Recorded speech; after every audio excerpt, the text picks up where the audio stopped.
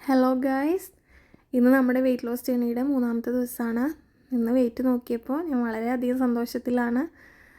ഇന്നത്തെ എൻ്റെ വെയിറ്റ് 114,800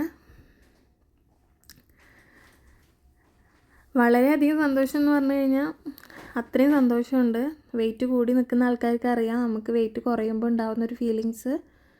പിന്നെ രാവിലെ ബ്രേക്ക്ഫാസ്റ്റായിട്ട് സ്മൂത്തിയാണ് എടുത്തത്. അതിന് മുന്നേ ഒരു ഡീറ്റോക്സ് വാട്ടർ കുടിച്ചിട്ടുണ്ടായിരുന്നു.